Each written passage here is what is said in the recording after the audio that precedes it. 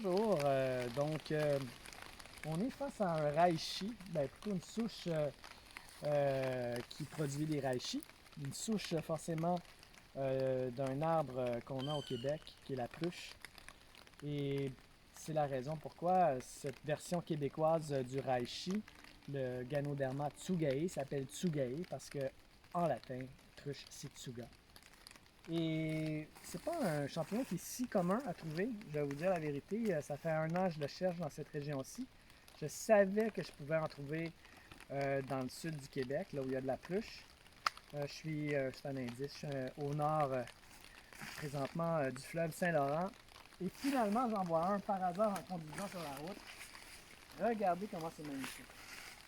Donc, on voit ici un début de champignon et ici un champignon reishi assez mature pour pouvoir être récolté.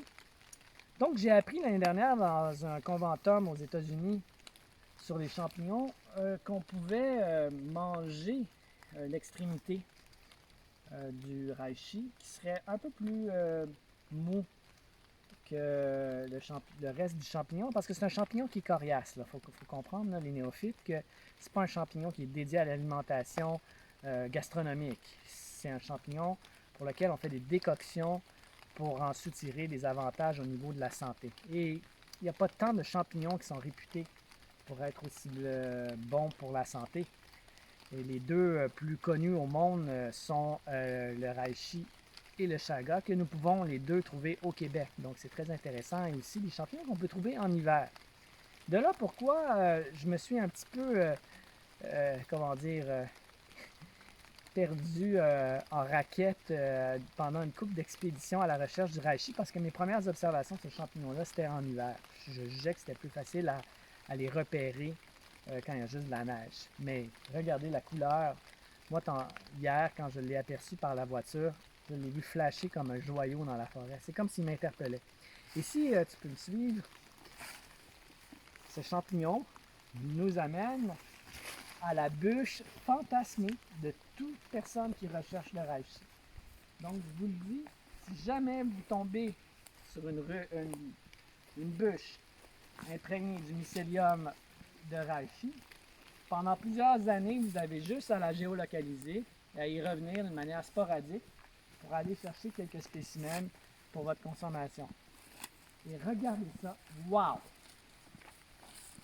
Je pensais jamais trouver ça de ma vie. Une bûche avec autant de reishi en production, c'est mon rêve.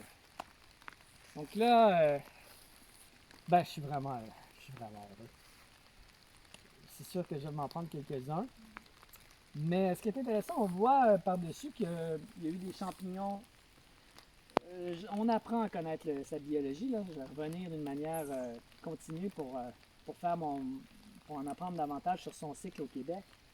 Mais on voit qu'il y a des restants de sporophores pourris. Est-ce que c'est de l'année dernière? C'est ce que je crois, vu que je suis capable d'en trouver pendant l'hiver. Donc tout ce qu'on voit présentement, c'est logiquement des sporophores de cette saison, très jeune. C'est puis je reconnais ici ce coléoptère que je retrouve souvent dans la chair, les larves. Il va aller pondre ses larves dans le sporophore. Ça, en hiver, c'est le seul petit problème. Le truc en hiver, c'est de les faire bouillir. Comme ça, les larves sont extraites mécaniquement du bouillon. Donc voilà, ma prochaine étape aussi, une fois que je vais mieux connaître la biologie du champignon, ça va être d'essayer d'aller chercher du mycélium à l'intérieur de la bûche de pruche et de l'exporter dans de la sciure de pruche sur mon terrain.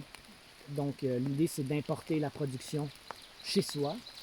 Et c'est un peu mon rêve de faire évoluer la permaculture dans les zones d'ombre où on ne peut pas faire d'agriculture.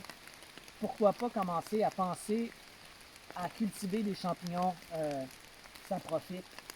À commencer par le reishi, qui est un champignon qui a plein de vertus médicinales. Je vous invite à aller voir sur Internet, taper reishi, champignon relié à la longévité en Asie depuis des millénaires.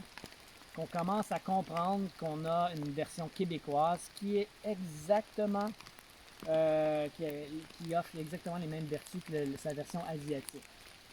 Donc, soyez attentifs.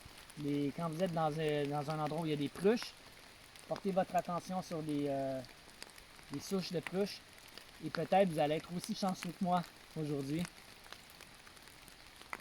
Ouvrez les yeux et bonne chance.